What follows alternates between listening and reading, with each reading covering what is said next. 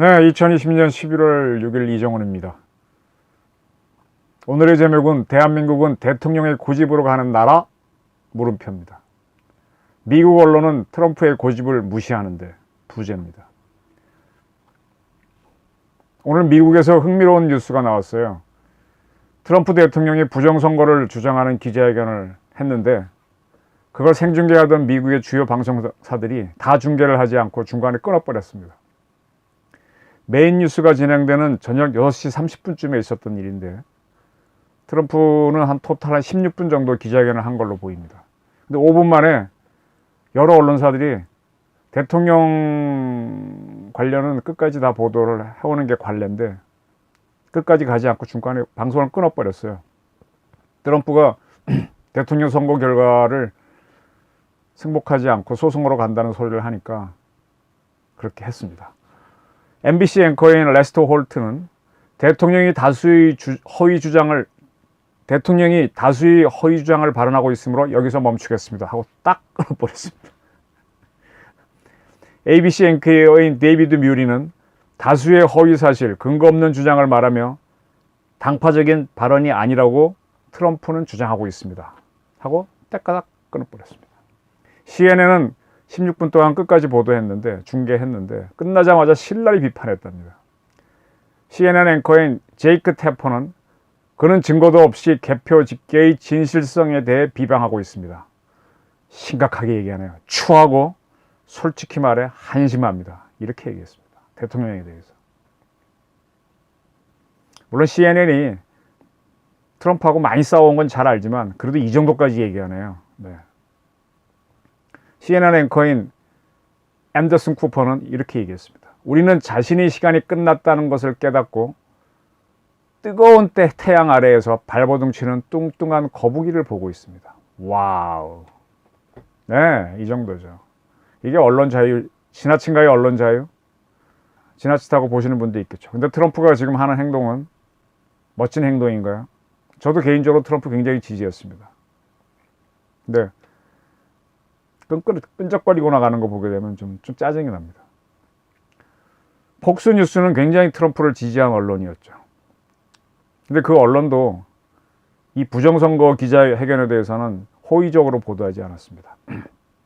트럼프 캠프 관계자가 부정선거 의혹을 제기하자 스티브 듀스라고 하는 뉴스 진행자가 증거를 제시하라며 따져버립니다. 그 문제 제기한 캠프 관계자겠죠. 팜, 지금 가짜 투표용지를 얘기하셨나요? 그랬더니 그 사람이 그럴 가능성이 있다는 얘기입니다. 그건 문제입니다. 이렇게 횡설수를 하니까 그렇다면 알고 있는 걸 말하세요 하고 단도직으로 팩트 내놔 이거 아닙니까? 말 못하니까 그냥 팍. 자, 미국 언론들은 이렇게 시시비비를 따집니다. 냉정합니다. 팩트 앞에서는. 제가 그 전에 한번 이 방송에서 서양 문화에서는 결투란 게 있어서 아무리 옳고 그르고 뭐 서로 주장이 하다가도 도저히 해결이 안 되면 칼을 뽑거나 총을 뽑아서 결투를 하잖아요. 저희 어릴 때 보난장가 영화 보게 되면 딱딱딱 돌아가서 빵 쏘는 서로. 그래서 죽으면은 뭐 그걸로 정리가 되는 거예요. 정의가 이긴 게 정의죠. 그 다음에 거기서 뭐 비겁하게 하는 건 용서 안 하잖아요. 근데 우리는 끈적끈적 뭐 계급장 왜 이렇게 진급을 하려고 기를 씁니까? 그 유리하니까.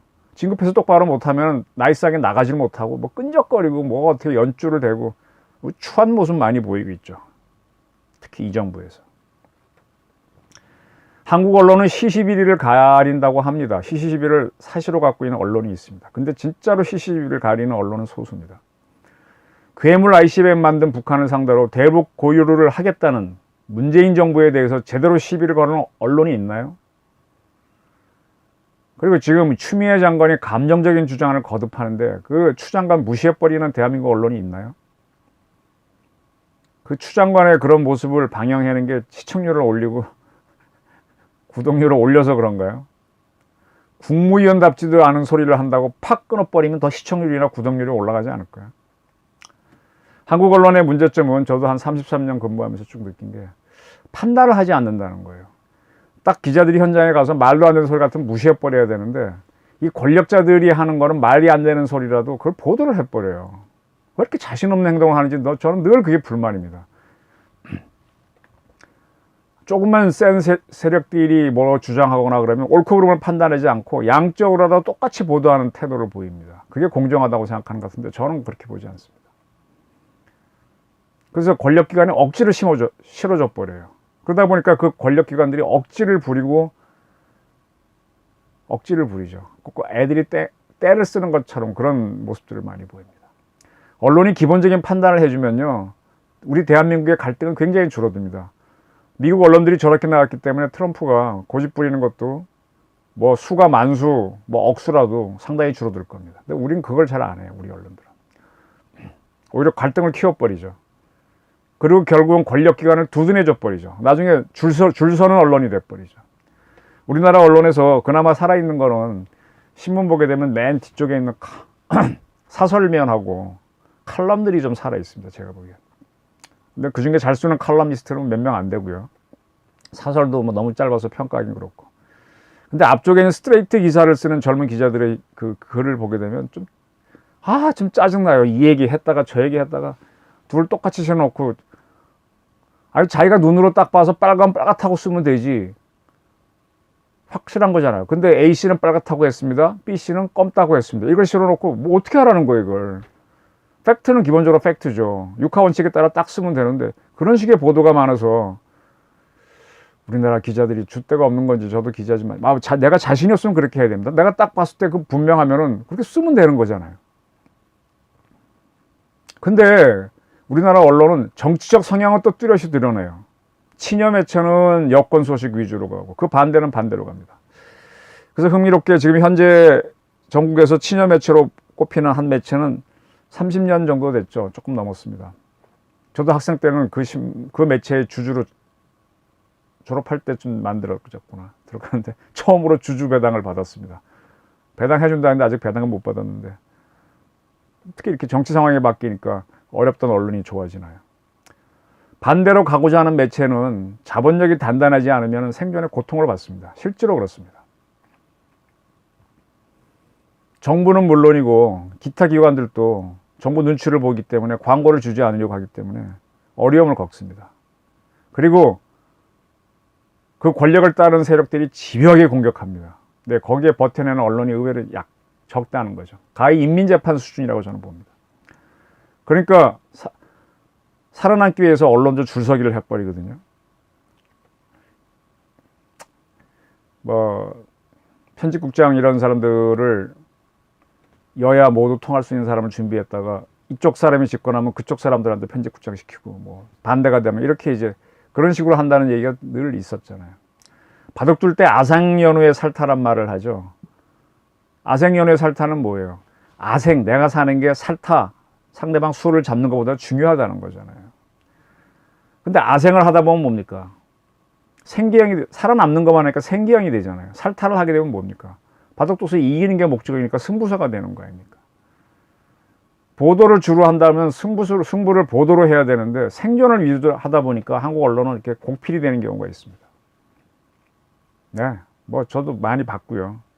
어느 정도는 저도 이해를 하지만 심하면 좀 화가 납니다. 미국이란 나라를 이렇게 보면서 전 미국 별로 좋아하지 않아요. 가면 되게 불편하고 싫어요, 어떨 땐. 근데 참 보면 저 친구들은 프로답다는 생각을 많이 해요. 미국을 움직이는 걸 가만히 보면 미식 축구 스타일이에요. 뭐 이렇게 갈등이 있을 때 뭐라고 떠들다가, 미국 친구들은 참 기습을 안 해요. 갑자기 있다가 막 주먹을 날리거나 그런 건 안 해요. 그 유럽 축구를 보게 되면은, 독일 축구나 이런 거 보게 되면 막 윙이 들어가서 센터링 해갖고 번개처럼 골을 넣는, 이게 전쟁으로 얘기하면 전격전, 굉장히 스피드한 공격이죠. 그렇게 하는데 미국은 축구 보다가는 미식 축구를 좋아하는데, 미식 축구는 딱 스크럼 짜서 와 밀고 한번 터지면 계속 밀고 올라가서 터치해버리잖아요. 미국 친구들은 진짜 붙자 그러면 결투하듯이 확 붙이는 그런 게 있습니다. 그러다 보니까 속도도 속도지만은 힘이 있고 이런 종합적으로 그런 전문가 위주로 구성하는 것 같아요. 존 볼턴이 이제 트럼프랑 한판 싸우고 나갔는데, 볼턴은 자기가 생각하는 안보 정책을 펼치기 위해서 백악관에 들어갔지 트럼프의 심부름하려고 간 사람이 아니었습니다. 처음부터 그렇게 봤었고 그렇게 행동하고 나왔습니다. 볼턴이 생각이 옳던 그러든.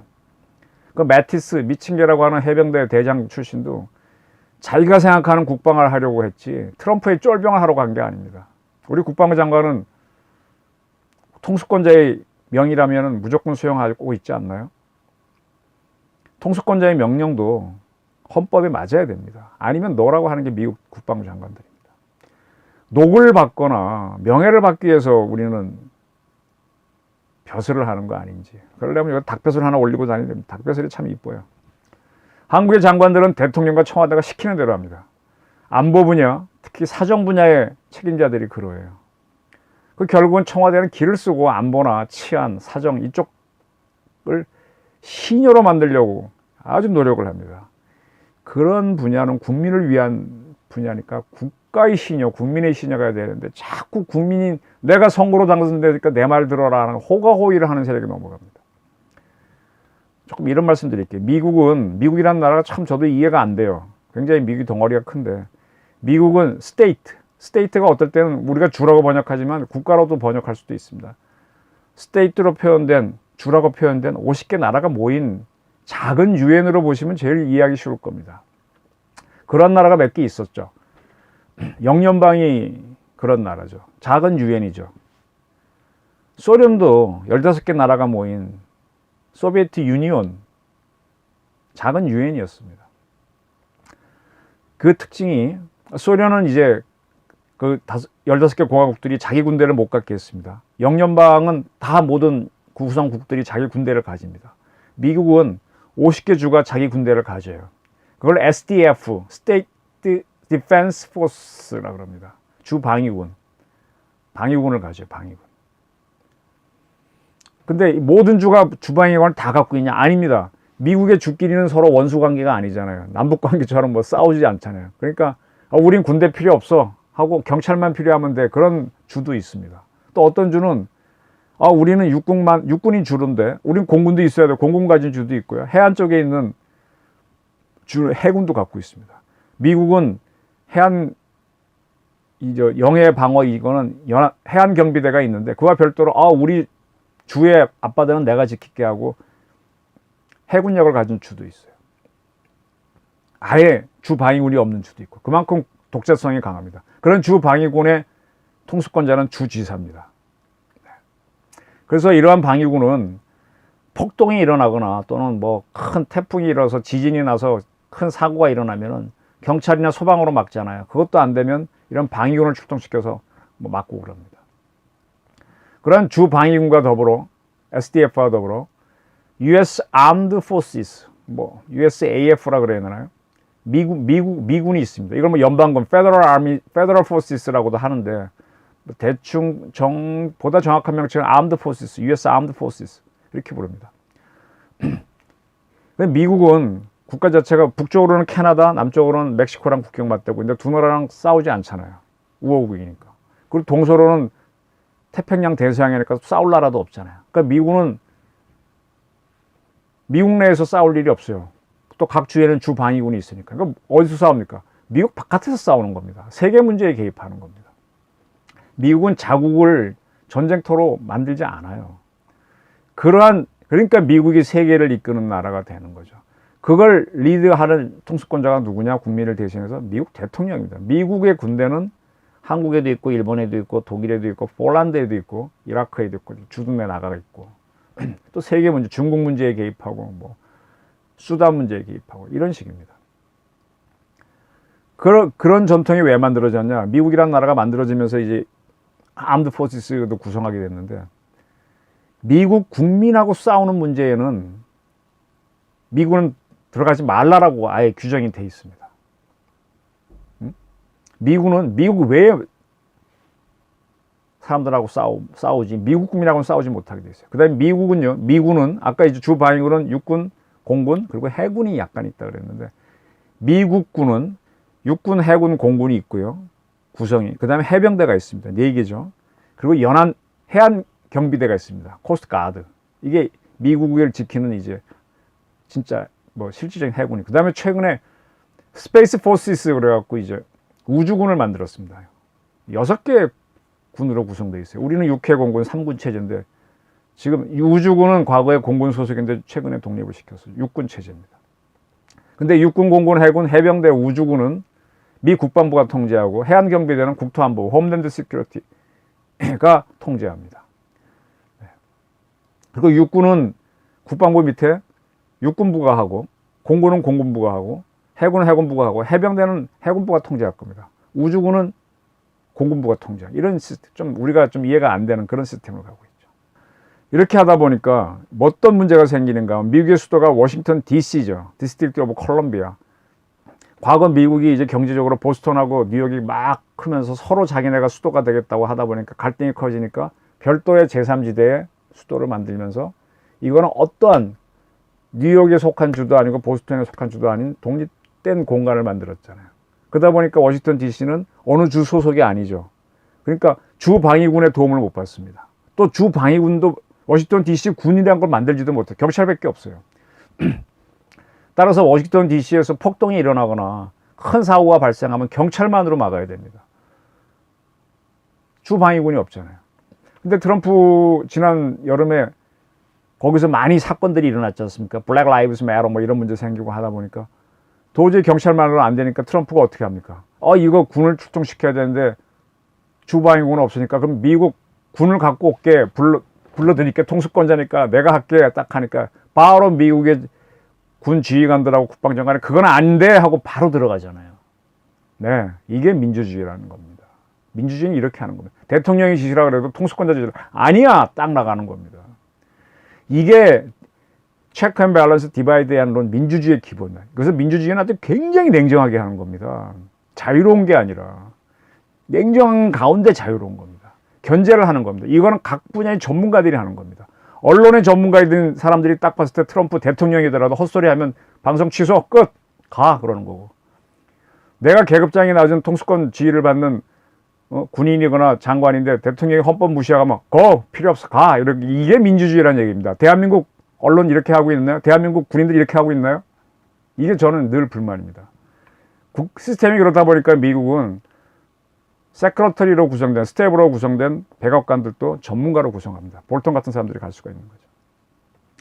우리나라 얘기 좀 할까요? 재산세 완화 기준을 놓고 민주당 지도부하고 청와대가 충돌을 했는데 민주당 지도부는 9억 원으로 하자, 청와대는 6억 원으로 하자 이렇게 다툼이 있었습니다. 근데 문 대통령의 의지가 작용해서 6억 원으로 결정됐다는 보도가 다 나왔습니다. 그럼 문 대통령은 무슨 근거로 이걸 했냐 이거예요. 경제 전문가인가요? 그러니까 보유세를 강화한다는 거는 현 정책 기조와 맞지 않다. 그래서 반대하는 사람들이 있었어요. 또 지자체는 과세 대상이 줄어서 세수가 준다 이렇게 여러 가지 주장이 있었는데 결국 문 대통령 의지로 6억 원으로 했습니다. 이건 뭐예요? 아마 표 때문일 겁니다. 정치가 지배하면 안 됩니다. 또 하나 말씀드릴게요. 최근 대전지검이 산자부와 한수원까지 압수수색하면서 월성 1호기 게이트 수사에 착수했습니다. 저는 중요하게 봅니다. 월성 게이트, 월성 1호기가 흑자를 보는데 그걸 흑자가 아니라고 만든 과정이 있었죠. 네? 처음 시작은 뭐예요? 대통령이 저거 아직도 돌려? 그러니까 알아서 뛰는 사람들이 나오죠. 딸랑딸랑이들이. 그래서 갔다 와서 보니까 철근이 이렇게 철근 드러난 게 그게 뭐 노후랑 무슨 상관이야. 그래서 그 빨리 없애라는 쪽으로 가는데 지시로 내려가면 책임져야 되니까 산자부를 움직이게 하고 산자부는 장관이 할 수가 없으니까 한수원 결정하라고. 한수원 사장이 결정하면 자기가 독박 쓰니까 어떻게 해요? 이사회에서 결정. 이사회는 우리가 결정하면 내가 멀쩡한 회사를, 멀쩡한 공장을 폐쇄한 책임지니까 그러면 이거 수익 따져봐 그러니까 거기서 계산하니까 당연히 흑자가 나오죠. 그거 안 되니까 어떻게 해요? 이 가동률을 이 공장을 쉬지 않고 돌리는 게 평균 80%인데 그걸 60% 30%까지 떨어뜨리면 당연히 적자가. 그렇게 해서 만든 거 아니에요. 이거 게이트예요, 게이트. 이거를 감사원이 밝혀냈고 뭐 감사원 전에 강창호 씨라고 하는 사람이 찾아냈고 언론이 많이 보도했어요. 근데 감사원이 객관적으로 들어가 조사를 하고 대전지검도 그건 문제는 하고 들어간 거잖아요. 제대로 움직인 거잖아요. 근데 여기에 대해서 누가 지금 시비를 겁니까? 이낙연 민주당 대표가 정치 수사이자 검찰권 남용이다 이렇게 주장을 했습니다. 월성 1호기 문제를 감사했던 감사원은 수사 의뢰도 하지 않았는데 안 한 거는요. 감사위원수가 3대3 동수로서 청와대가 하도 태클을 걸어서 못한 겁니다. 그래서 사실만 밝히는 걸 또 간신히 한 거잖아요. 몇 개월을 못하게 만들었습니까? 결국은 이제 야당이 고발하고 이제 뭐 시민단체가 고발했는데, 야당이 고발한 정치 공세형 사건에 대해 검찰이 대대적으로 대응한 것이다, 이렇게 이낙연 대표가 이야기했습니다. 야당이 이 사건을 대전지검에 고발한 지 2주일 만에, 그리고 윤석열 총장이 대전지검을 방문한 지 일주일 만에 전격 수사가 이뤄진 점도 의심을 부른다. 윤석열 씨가 지난 방송에서 말씀드렸죠. 쭉 얘기한 게 검찰의 정도를 가라고 한 거지, 그걸 갖고 계속 시비를 거는 게 추미애 장관 아니에요. 정치 중립을 지켜주기 위해서 법무부 장관을 둔 건데, 그 사람이 오히려 정치를 더 떠들고 있지 않습니까? 이낙연 대표가 이런 얘기도 했어요. 에너지 전환은 문재인 대통령의 대선 공약. 이거 진짜 중요한 겁니다. 제가 이 책을, 문재인 정부 출범할 때 이 책을 냈고, 이 책이 소송에 걸려갖고 문재인 대통령 사진을 내린 이 책을 다시 냈습니다. 소송을 1, 2년을 끌어가지고. 여기서도 계속 나오는 게, 어떻게 대통령 공약이 법보다 우선하냐, 대한민국이 인치의 국가냐는 게 이 책의 두 내용입니다. 이거 일본 기자가 왜 대한민국이 저 모양으로 가느냐라고 해서, 제가 창피해서 이 책 만들었어요. 일본인 젊은 기자가, 그 친구 이름이 뭐더라? 갑자기 에비라고 하는 기자예요. 에비라고 하는 젊은 기자가 왜 대한민국이 이렇게 가느냐 해서 창피해서 제가 이 책 만들었습니다. 이 대표는 이에 대한 사법적 수사는 검찰이 이제 정부의 정책 영역까지 영향을 미치겠다는 거로 해석될 수밖에 없다.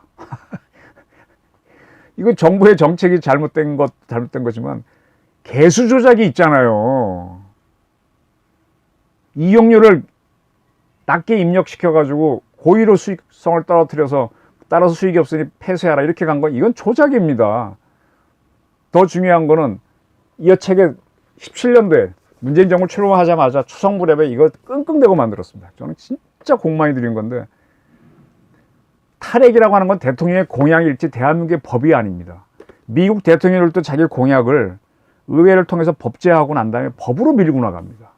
근데 법제화하지도 않고 대통령 공약이란 이유만으로 밀다 보니까 어떻게 하는 거예요? 수익성이 없다는 이런 걸 만들어서 이사회 결정으로 그냥 가잖아요. 이런 게 불법입니다. 이런 게 게이트예요. 지금 우리나라에는 원자력 하라는 원자력 진흥법이 있습니다. 그래서 시퍼렇게 살아 있습니다. 원자력 하지 말라는 탈핵의 법은 하나도 만든 게 없어요. 근데 탈핵을 했으니까 법정신을 어기고 법치를 어긴 거는 문 대통령입니다. 대만이 탈핵을 했는데, 대만은 자기네 뭐 전력법인가 그거 한 조항이라도 바꿔놓고 탈핵을 갑니다. 그것도 없어요, 이 정부는. 그런데 이 여당의 대표라고 하는 이낙연 씨가 저런 주장을 하니까 이건 인치를 하자는 거지. 법치를, 민주주의의 도전이죠, 이거는. 추미애 법무부 장관에 이은 이낙연 대표의 하는 거 보게 되면 야당 코스프레야. 도대체 참 누가 나라를 이끄는 거지. 또 하나, 제가 늘 화를 내고 하는 게 우리 국정원인데, 지금 국정원법이 바뀌지 않았습니다.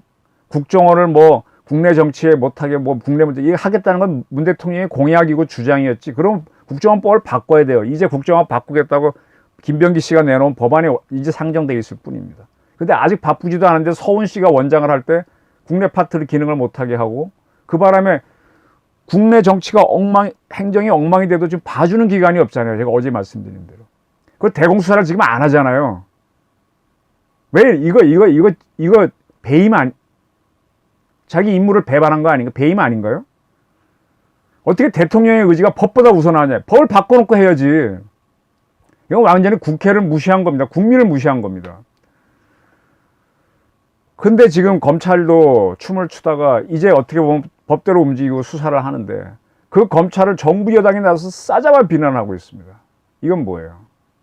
인치를 하고 싶은데 인치가 안 되니까, 통제가 안 되니까 화가 났다는 뜻입니다. 울분이 올라왔다는 겁니다.